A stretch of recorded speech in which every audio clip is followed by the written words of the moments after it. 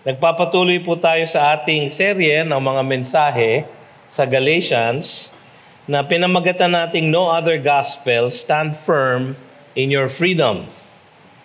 Makikita natin na ang tema ng aklat na ito ay ang paglaya na ibinigay ng Diyos sa bawat mananampalataya.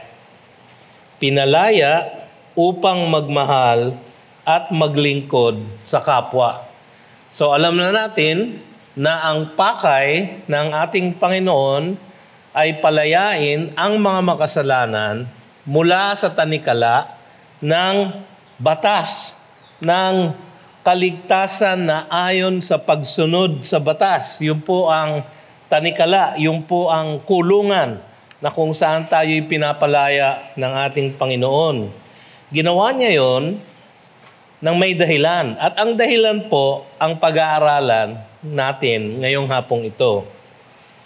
Ang tema ng sulat ni Pablo sa mga Galatians ay kalayaan na ipinagkaloob ni Kristo Jesus sa kanila mula sa pagkaalipin sa pagsunod sa batas bilang paraan ng kaligtasan. Sa Galatians chapter 5 verse 1, ang wika doon ay, "For freedom, Christ set us free." Tayo'y pinalaya para sa kalayaan. Ganun ang po ang literal translation nun. "Stand firm therefore and do not submit again to a yoke of slavery." Nakita natin sa mga nakaraang mga aral natin dito sa Galatians na ang yoke of slavery na ito ay yung kautusan. Hindi po masama ang kautusan na ipinagkaloob ng Diyos sa pamamagitan ni Moises. Meron pong mga ilang aspeto ang kautusan na kailangan natin talimahin. Una sa lahat, yung moral law. Yun po ay reflection ng kabanalan ng ating Diyos. Ayan po yung Ten Commandments, no? At nasa-summarize po yan sa the two greatest commandments. You will love the Lord your God with all your heart, mind, soul, and strength, and you will love your neighbors as yourself, no? So yan po ang moral law. Yan po ay hindi inaalis. Tayo po ay pinalaya upang sumunod ng mabuti doon sa Ten Commandments, doon sa pinakadakilang mga kautusan. Pero may mga kautusan, katulad ng ating napag-aralan dati, halimbawa, yung mga kautusan na ceremonial law. Yung mga seremonya ng mga Hudyo. No? Yung mga seremonyang yon ay isang pangitain, isang foreshadow, isang anino ng darating na Mesiyas. Kaya yung kapag sila ay nag-aalay ng hayop at ibinubuhos ang dugo sa altar, at sinusunog ang laman, ito po ay isang picture, isang larawan ng gagawin ni Kristo Jesus sa darating na panahon. Napapaloob din doon sa mga kautusan na ibinigay ng Panginoon kay Moses, ang mga civil law, yung mga batas na nag-govern sa kanila bilang isang lipunan. So yung ceremonial law, tsaka yung civil law, pinalaya na po tayo ng Panginoon doon. No? Bagaman ngayon, sa ating panahon, meron pa rin tayong sinusunod na civil law na ayon pa rin sa Ten Commandments. So, ang kautusan ng Diyos ay banal. Hindi ito ina-abrogate ng ating Diyos. Ngunit yung paghanap ng kaligtasan sa pamamagitan ng pagsunod sa kautusan o paggawa ng mabubuting gawa, yan po ang yoke of slavery kung saan tayo ay pinalaya na ng ating Diyos. Nagpakita si Pablo ng pagtataka sa kanilang mabilis na pagbaling mula sa tamang ebanghelyo at pagbalik sa kaligtasan sa pamamagitan ng gawa. Nabasa natin yun sa chapter 3 verses 1 to 3. Ang sabi ni Pablo, "O foolish Galatians, who has bewitched you?" Sino ba ang gumayuma sa inyo? it was before your eyes that Jesus Christ was publicly portrayed as crucified. Let me ask you only this, did you receive the Spirit by works of the law? Siyempre, hindi. Or by hearing with faith? Siyempre, yes. No? Or, are you so foolish, sabi niya, having begun by the Spirit, are you now being perfected by the flesh? Yung flesh po dito, yung gawa ng physical na katawan. Kasi mamaya po may encounter natin yung salitang flesh na iba naman ang ibig sabihin. Pero nagpakita siya ng pagtataka, bakit kaya napakabilis nilang nagayuma doon sa pagtuturo ng mga Judaizer na, oo, sige, okay kayong maniwala kay Kristo Jesus, pero kailangan sumunod pa rin kayo sa mga kautusan ni Moises. Yung mga ceremonial, kapareho ng circumcision, at yung iba pang mga kautusan. Sa makatuwid, sabi niya, ang sabi ng mga Judaizer, okay maging Kristiyano, pero kailangan maging Hudyo muna kayo. Yun po ang kasinungalingan na linalabanan ni Pablo sa sulat na ito. Paulit-ulit niya na ipinaalala sa kanila na walang maliligtas sa pamamagitan ng gawa, kundi sa pamamagitan lamang ng pananampalataya kay Jesus lamang. Yung po sinabi niya sa Galatians chapter 3, verses 10 to 11. For all who rely on works of the law are under a curse. For it is written, cursed be everyone who does not abide by all things written in the book of the law and do them. So kung kayo ay susunod sa kautusan, kailangan sundin ninyo lahat. At dahil hindi masusunod lahat, kayo ay sinumpa, sabi dito. Verse 11, now it is evident that no one is justified before God by the law. Walang inaaring ganap sa mata ng Diyos sa pamamagitan ng mabubuting gawa o pagsunod sa batas. For the righteous shall live by faith. The righteous shall live by faith. Yan ang kanyang battle cry. Kaya nagpahiwatig siya ng tuwa sa kanilang pagunlad, sa kanilang buhay espiritual. Sabi niya sa chapter 5 verse 7, you were running well. Uy, okay kayo ah. Kayo ay naniwala na kay Jesus, nanalig sa Kanya at sa Kanya lamang para sa inyong kaligtasan. Maganda yan. At umuunlad sila sa kanilang paglago ng kanilang buhay spiritual. Maganda yan. You were running well. Who hindered you from obeying the truth? So nagtataka si Pablo. Kaya nagpakita muli siya ng pagkamuhi sa mga humahadlang sa kanilang paglago. Kaya yun ang ating lesson nung last time, di ba? Sabi niya sa verse 12 ng chapter 5, I wish those who unsettle you would emasculate themselves. Naku, grabe. Napakasakit. Napaka-violent na word ang kanyang ginamit. Ganon ang tindi ng galit niya sa mga nagbibigay ng bulaang katotohanan o bulaang katuruan sa mga Kristiyano na Galatians. Sila ay Kristiyano na. Sila ay niligtas na ng Panginoon. At merong pa rin nagnanais na guluhin sila, lituin sila, na kailangan pa nila maging Hudyo, magpa-circumcise, sumunod sa kautusan ni Moises, para mabuo ang kanilang kaligtasan.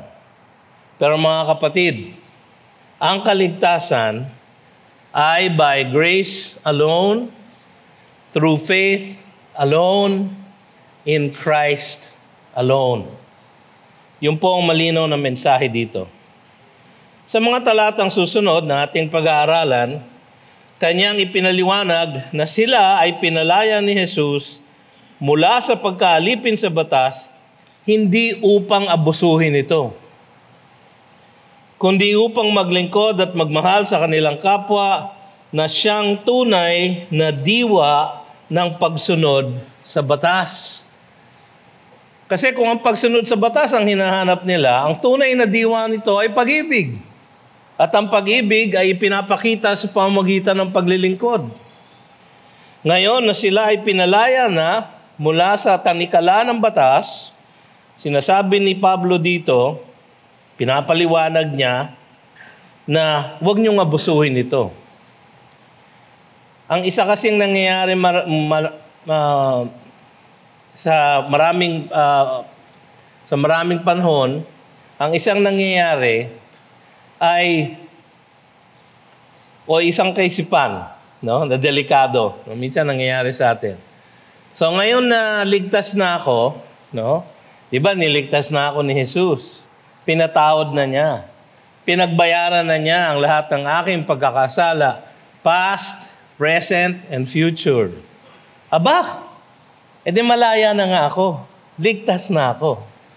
Malaya na akong magkasala.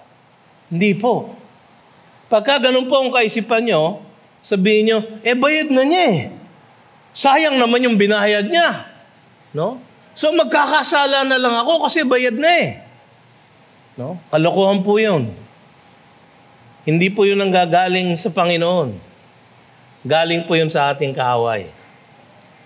Na-anticipate na ni Pablo yun sa Romans 5. Kasi sabi niya sa Romans 5:20, "For where sin abounds, there grace abounds more."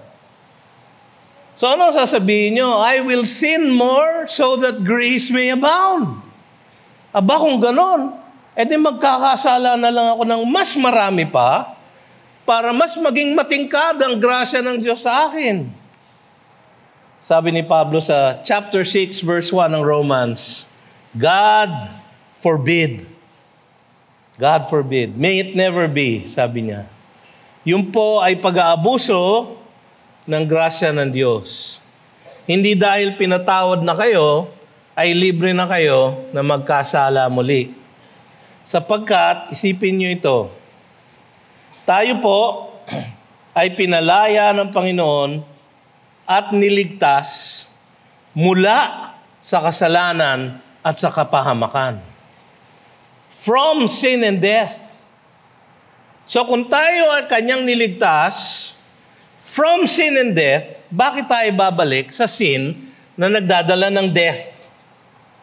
Hindi po logical, no? Tayo po ay kanyang iniligtas upang tunay na makasunod sa kanyang kalooban para sa atin. Dati po, tayo ay walang kakayahan na sumunod dahil tayo ay patay sa ating mga kasalanan. And you were dead in your trespasses and sins in which you once were. In which you once were following the prince of the air, following the sons of disobedience. Sabi ng Ephesians 2:1-3. But because of God's great mercy and His great love, He made you alive in Christ. Tayo ay kanyang ginising mula sa ating pagkakamatay.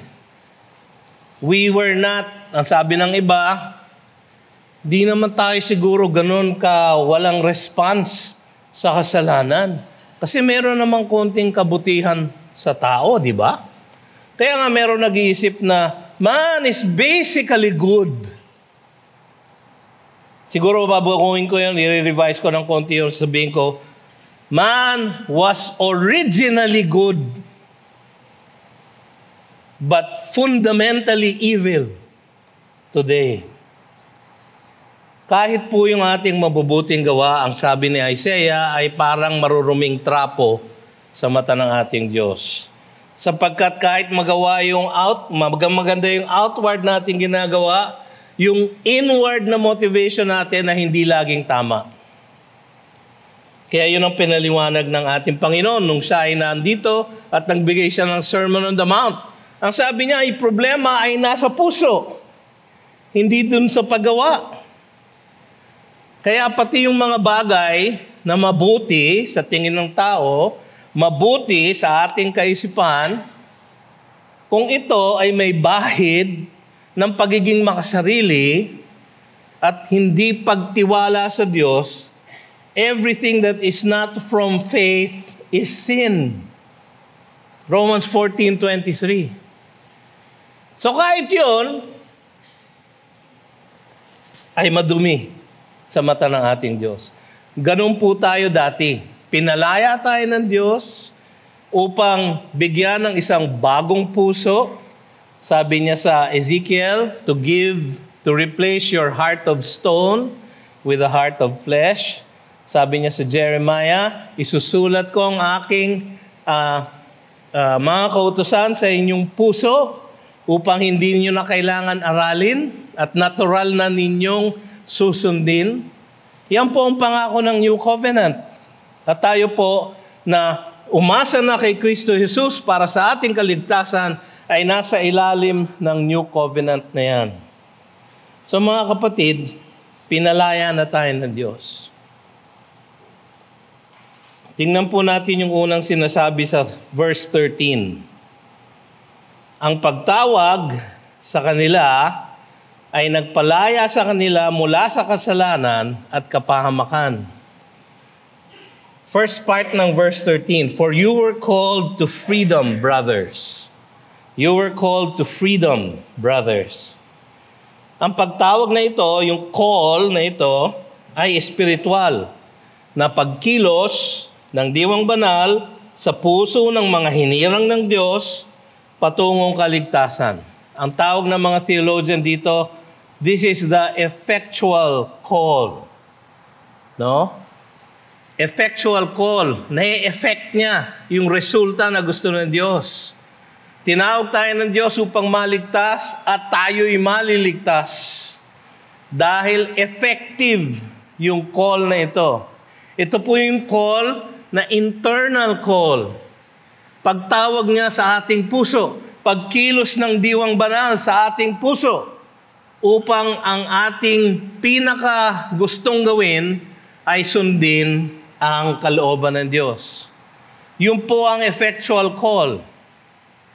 Hindi po natin kayang gawin yun ng sarili natin.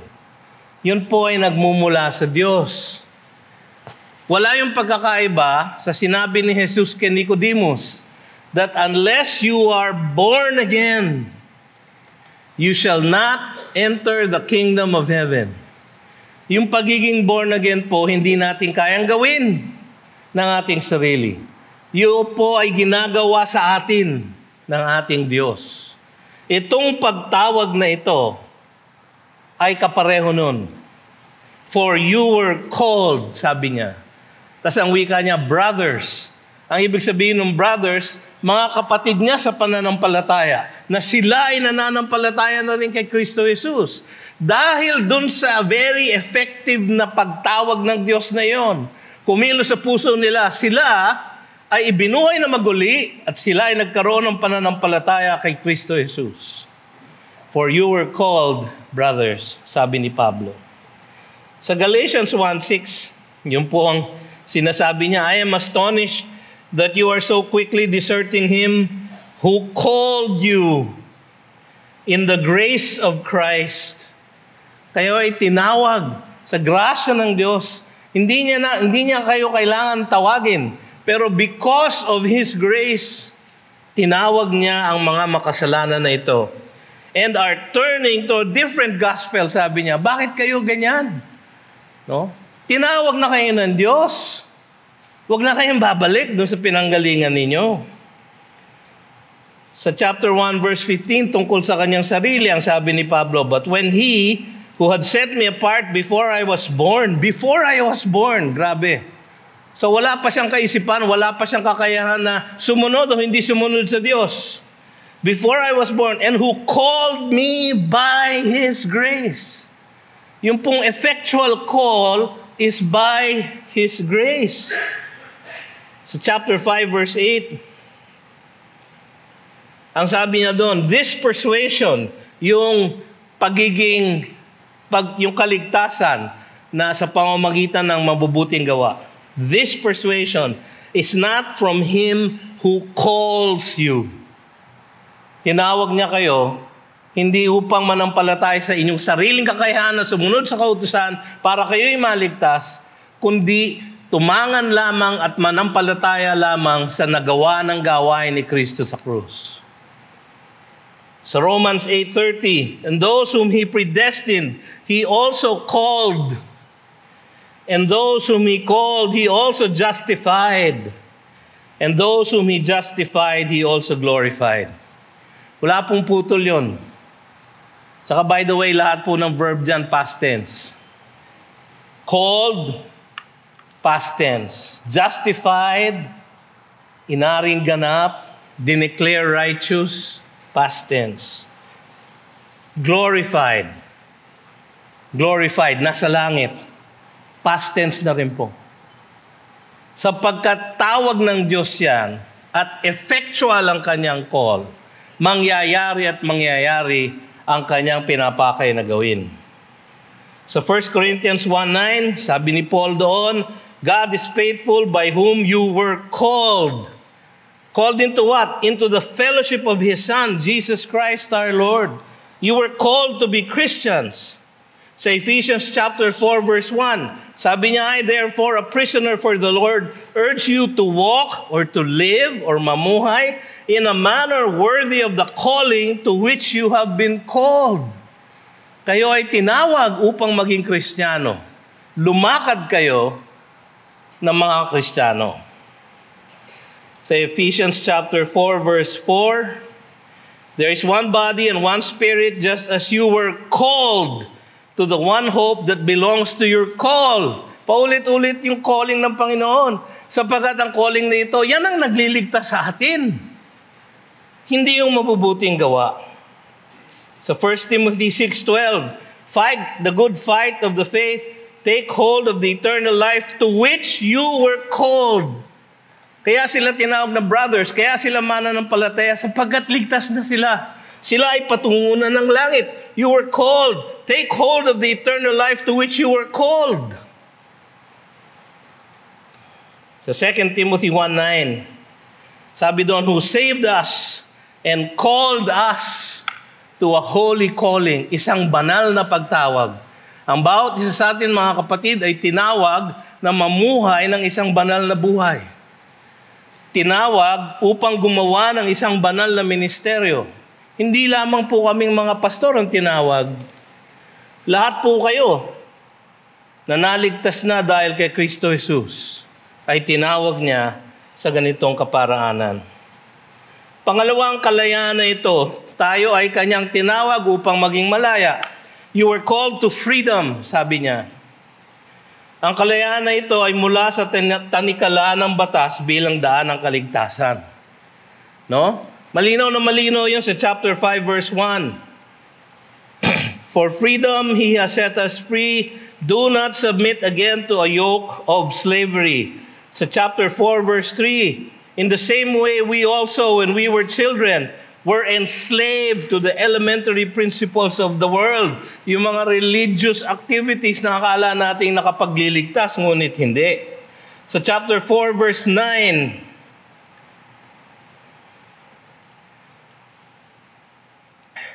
ayaw mag-click.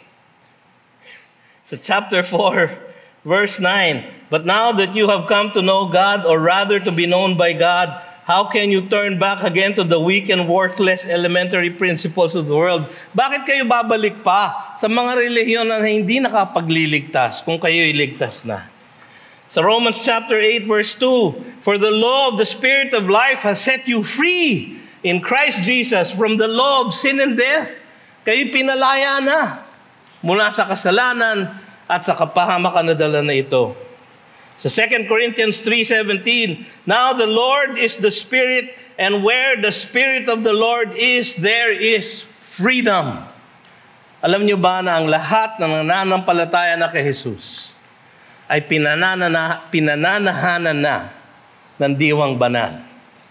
Kung kayo'y naririto ngayon, no? At kayo'y nananalig na sa ating Panginoong Jesus, ang kanyang Holy Spirit, ang kanyang diwang banal, ay nasa inyong mga puso. Kasama ninyo. Kaakbahin ninyo sa bawat oras, sa bawat araw. So, ang pagtawag sa kanila ay nagpalaya sa kanila mula sa kasalanan at kapahamakan. So, hindi na sila dapat bumalik doon. Pangalawa, ang kalayaan ay hindi dapat gamitin upang bigyan daan ng pita ng laman, kundi paglingkuran ng kapwa na may pag-ibig. Only do not use your freedom as an opportunity for the flesh, but through love serve one another. Ang kalayaan mula sa kasalanan ay hindi dapat abusuhin ang grasya ng Diyos upang malulung muli sa kasalanan.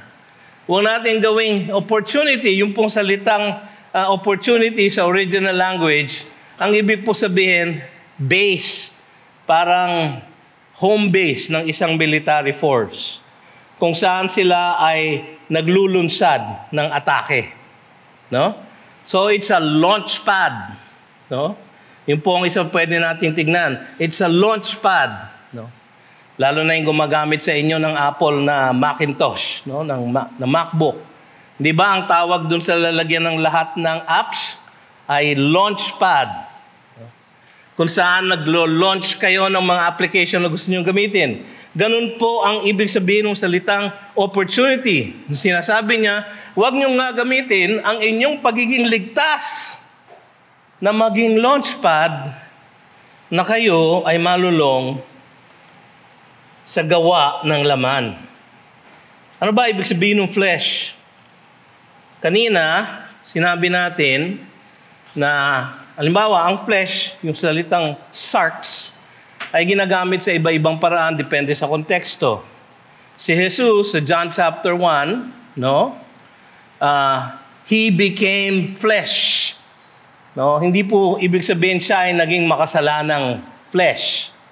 Hindi po. No? Siya po ay nagkatawang tao. Yun po ang ibig sabihin ng sarx. Pero sa kontekstong ito, ang flesh po ay pinapaliwanag ng verses 19 to 21. Galatians 5, 19 to 21. Basahin ko po. Now, the works of the flesh, the works, plural, marami. Marami ang gawa ng kasalanan. The works of the flesh are evident: sexual immorality, impurity, sensuality, idolatry, sorcery, enmity, strife, jealousy, fits of anger, rivalries, dissensions, divisions, envy, drunkenness, orgies, and things like these. Yan ang works of the flesh. Yan po ang ibig sabihin ni Pablo dito. Hindi dahil kayo ligtas na at bayad na ang lahat ng inyong kasalanan, ay kayo maglo-launch ulit upang gawin ang lahat ng ito. Pero pastor, grabe naman yung listahang yan. Halimbawa, hindi naman ako sexually immoral. No? Kaya si Jesus, nung siya nandito sa Matthew 5, sa Sermon on the Mount, sabi niya, you have heard that it was said, do not commit adultery. Tapos ang sabi niya, but if one looks at a woman or a man with lust, that person has already committed adultery in his heart. O ay kung ganyan ang standard, mga kapatid, sige nga, kahit tignan natin, kayo ba hindi pa guilty ng sexual immorality? No? Impurity. No? Karumihan ng gawa, yung malalaswang gawain. No? Kayo ba ay wala kayong impure thoughts? Kahit kailan? Sensuality. Yung pagiging motivated ng laman. No? I will not be graphic. No? Idolatry. Yan, pastor, wala ako niyan. Wala akong idols. No? Ang telepono mo, hindi mo idol? Ha? Yung tinitignan mo, maya't maya? No? Palagi kang nag-i-scroll? Hindi ba idolatry yan? Sige nga, pag naiwan mo sa bahay, babalikan mo o hindi? Babalikan, di ba?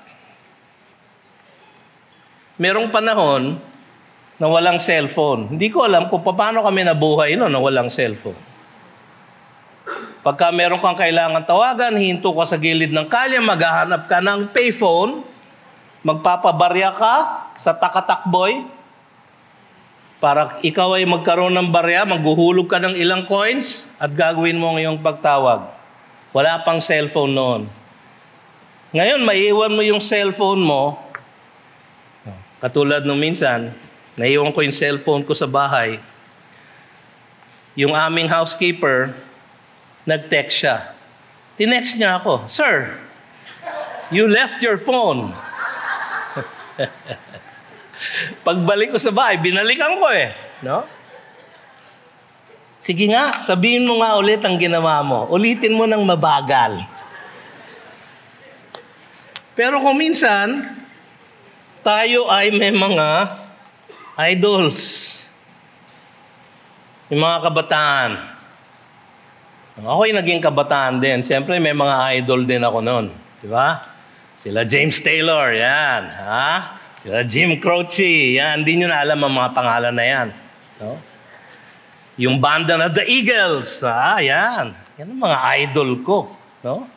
Led Zeppelin, yan. Yan ang mga idol ko.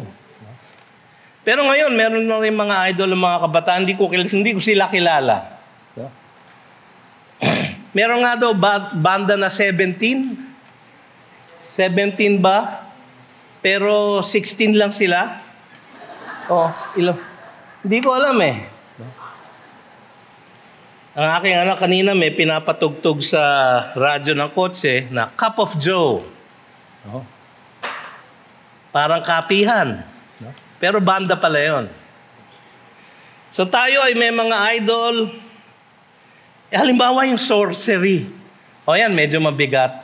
No? Hindi ko alam. Meron po bang pharmacist dito?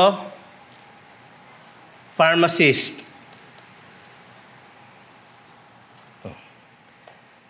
Kasi yung root word nitong sorcery, apothecary.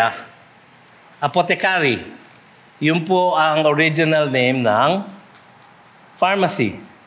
In fact, sa ibang bansa, makikita nyo, ang pharmacy, ang drugstore, ang tawag ay apothecarist. No? Kung kayo po ay nagda-drugs, siguro naman wala, no? Kung kayo'y nalulong sa drugs nung araw na lang, no? Para pare-pareho na lang tayo. Di ba? Okay. Nung araw, pag ikay nalulong sa drugs, no? Nung high school kami, napaka-cheap. Wala kaming pera no? So, pupunta kami sa tapat ng PGH, kukuha kami ng reseta na nabibili. No? Yung reseta nabibili mo ng 5 piso lang. Pero malaking pera yun nung araw. No? Yung reseta para sa Peracon tsaka sa Corex. No? Peracon at Corex. Pag-ahaluin mo yon. Yung isa doon, merong codeine. Narcotic po yon. Kailangan mo ng reseta para mabili yon, pag-ahaluin mo ngayon at lalaklakin mo. Kaya ang tawag sa amin noon, laklakero. No? Ginagawa namin yun ng lunchtime. No, pupunta kami ng PGH, bibili kami ng Corex at Peracon, pag-ahaluin namin, isi-shake, tapos iinumin.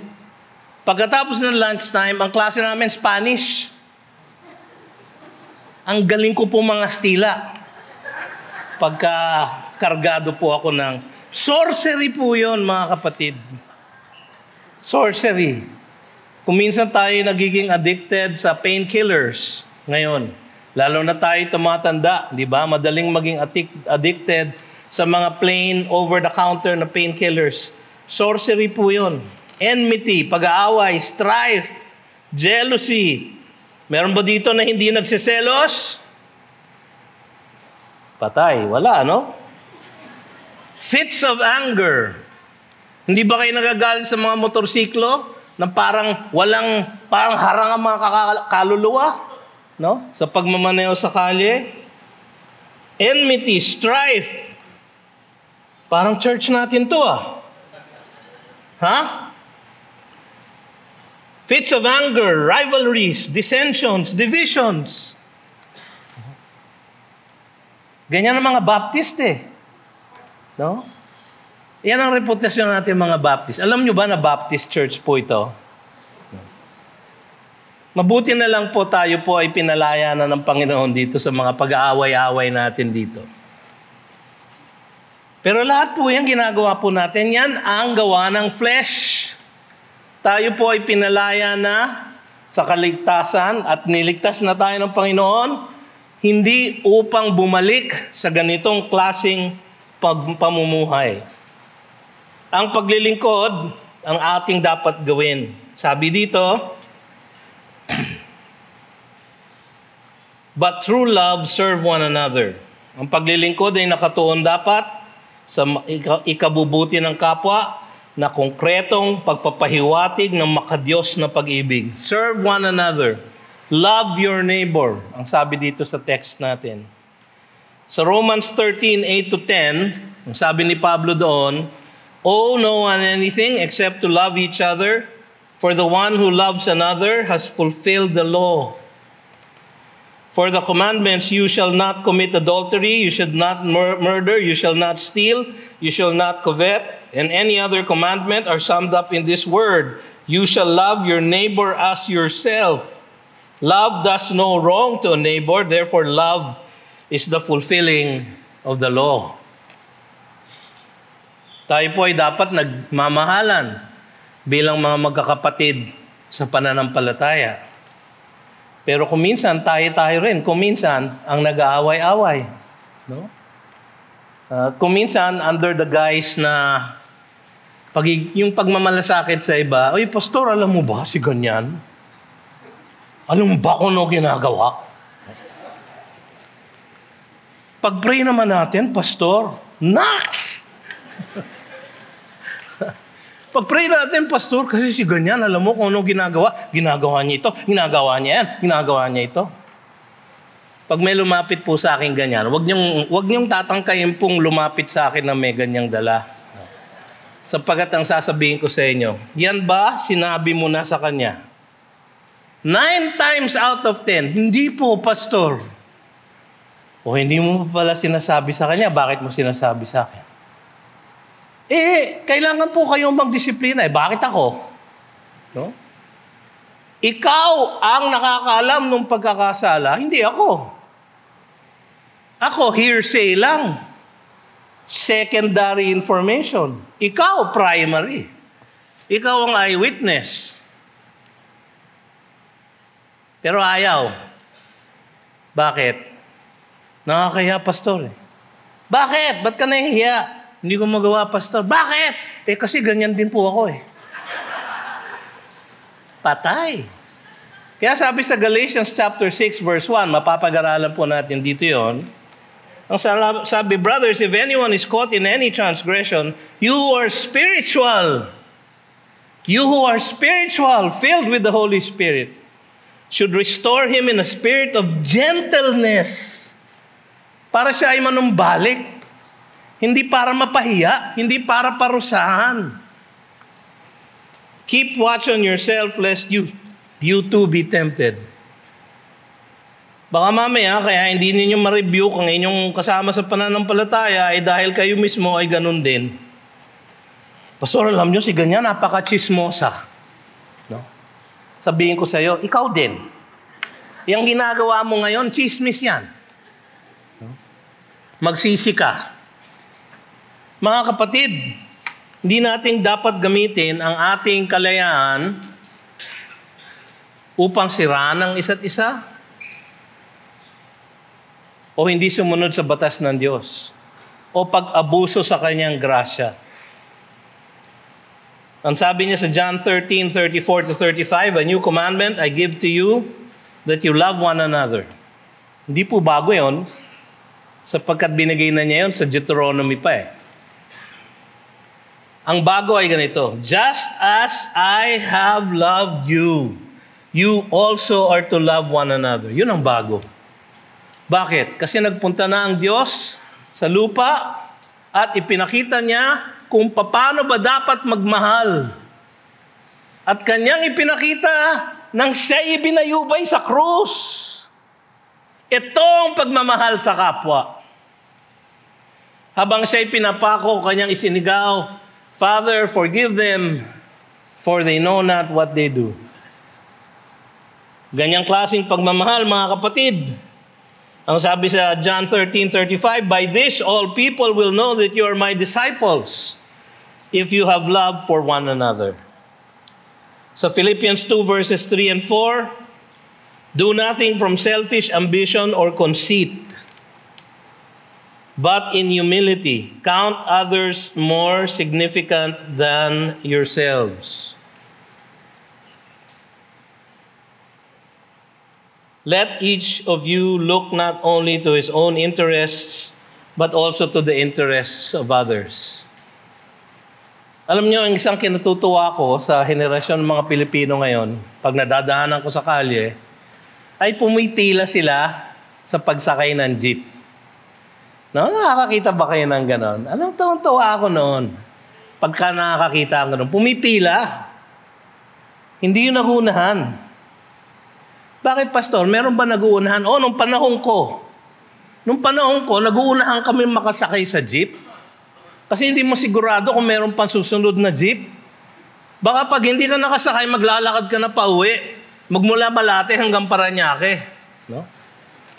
So, kailangan aabangan mo yung jeep, papalapit pa lang na ganyan. No? Aabangan mo na, mabilis pa ang takbo, na-master ko po yung kakapit akong ganyan sa, nakakapit pa ako ng, magaang pa po ako noon eh. No? Kakapitan kong ganyan, tsaka hindi sa pintuan ng jeep sa bintana ng jeep. Kakapit akong ganyan, at isiswing ko yung aking paa, nasa loob na ako ng jeep. No? Magaling po ako dyan. Pero yan ang sinasabing mali. Nung minsan ginawa ko po yan, merong isang nasiksik ko sa loob ng jeep. Kaeskwela ko pala. Ang sabi niya, Hoy, BJ, ikaw pala yan? Grabe ka. Sineran mo lang ako ng 4 spiritual laws kahapon. Tapos ganyan ka. Hiyang-hiya po ako. Hiyang-hiya. Mabuti po naging Christian yun. No? Nagsalita ako sa GCF Northwest. Nakita ko siya ron. Sabi ko, Hoy, naging Christian ka despite me. No? Mga kapatid, kung minsan ganun tayo magugali. No? Ako muna. Kahit mga kapwa Kristiyano. Huli sa lahat, ang kalayaan ay hindi dapat maging dahilan ng pagkakawatak-watak ng kapatiran. Sabi sa verse 15, But if you bite and devour one another, watch out that you are not consumed by one another. Ang kaligtasan sa pamamagitan ng pagsunod sa kautusan, yung pong salvation by works o mabubuting gawa, ay madalas nagiging sanhi ng pagkakaroon ng mataas na pagtingin sa sarili. So pagka inyong iniisip, mas mabait ako dito sa kapwa ko. Lalaki ulo nyo eh. Wala nang iba pang pinaka-humbling na katotohanan, yung katotohanan na tayo ay walang magagawa para sa ating kaligtasan. Wala pong mas nakaka-humble dun sa katotohanan na iyon. Sabi nga niya sa Galatians 5:26, Let us not become conceited, provoking one another, envying one another. Bakit niya kaya sinulat yon? Siguro nababalitaan niya na nagyayabangan na. No? Kung ako nagpa-circumcise na, ikaw. No? Ako sumusunod na ako sa sa Sabbath rules, no? Nagsasabat na kami every Friday night. Ikaw. Siguro meron ng ganong diwa doon sa church at Galatia. At dahil doon, nagkakaroon na sila ng pag-aaway-away. They bite and devour one another. Grabe, no? Tayo, ginagawa natin to,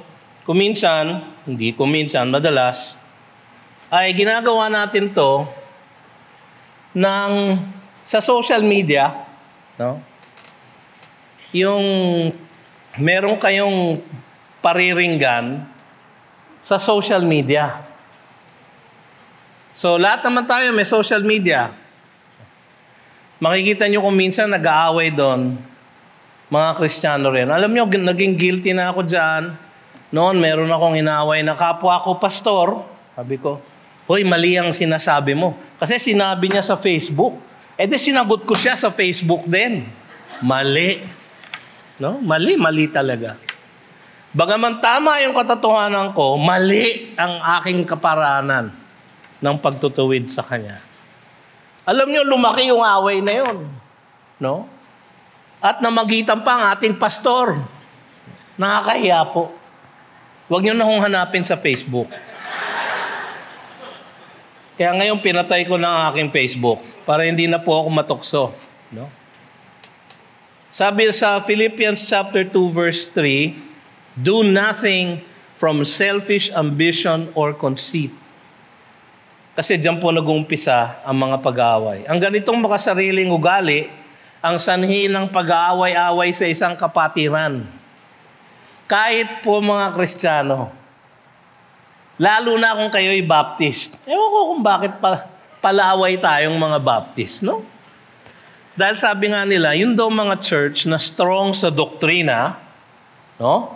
Matibay sa doktrina, yan ang matitigas. Sa pag-aaway nila, matitigas din sila. Ang isang strategy ng church growth ng ibang Baptist church ay maghati ng simbahan. Hindi dahil sila ay sinasadya nila yon para sila'y lumago, kundi dahil sila'y nag-away. Marami na po ako nakitang simbahan. Yung iba pinagpastoran ko. Na nahati dahil lang sa maliliit na bagay. Merong isa nag-away-away dahil lang sa putsero. Putsero. Mga kapatid, putsero. May garbanzos ba ang putsero o wala? Nag-aaway po. Grabe. Church namin yan eh. Kaya alam ko. Minsan naman nag-aaway-aaway dahil sa bathing suit. Mag-outing ang church. So nag-meeting ang mga elder. Aba, nag-meeting pa. Ano daw ang susuotin ng mga kababaihan? 1 piece o 2 piece? Ang sabi ng aking father-in-law, kung may karapatan siya, mag 2 piece. Di mag 2 piece siya. Pero ang sinasabi niya, kalukotong ginagawa natin, nagtatalo-talo tayo sa walang katuturang bagay. At madalas mangyari yan, lalo na sa mga simbahan na nagsasabing sila ay matala sa doktrina. Kaya kailangan natin mag-ingat, mga kapatid. Dahil tayo, importante sa ating church ang tamang doktrina, pero kung minsan, yan ang gagamitin ng kaaway para tayo ay mag-away-away. Sabi sa James chapter 4, verses 1 to 3, what causes quarrels and what causes fights among you? Question. Sagot, is it not this, that your passions are at war within you? You desire and do not have, so you murder. You covet and cannot obtain, so you fight and quarrel. You do not have because you do not ask. You ask and do not receive because you ask wrongly to spend it on your passions. Hindi po ba totoo? Kaya maging maingat tayo, mga kapatid. Tayo po ay pinalaya ni Kristo upang sumunod sa Kanya. Sundin natin ang Kanyang mapagpakumbabang ehemplo sa Philippians chapter 2 verses 5 to 8. Have this mind among yourselves, which is yours in Christ Jesus, who though He was in the form of God, did not count equality with God a thing to be grasped. Siya ay tunay na Diyos, mga kapatid. Ngunit siya ay naging tunay na tao, but emptied Himself by taking the form of a servant. being born in the likeness of men. And being found in human form, he humbled himself by becoming obedient to the point of death, even death on a cross. Kung ang ating Panginoong Diyos na Diyos na ay naging obedient, kailangan matuto din tayong maging obedient, na maglingkod, na may pag-ibig. Meron po akong nakitang isang quote sa isang paborito kong pastor. Hindi ko alam kung nailagay nila sa isang slide. Ayan po, si Pastor Alistair Begg. Ang sabi po niya, "The grace of God does not relieve me of my responsibility to be obedient. The grace of God makes possible my obedience." Tayo po ay pinalaya. His grace makes it possible for us to obey.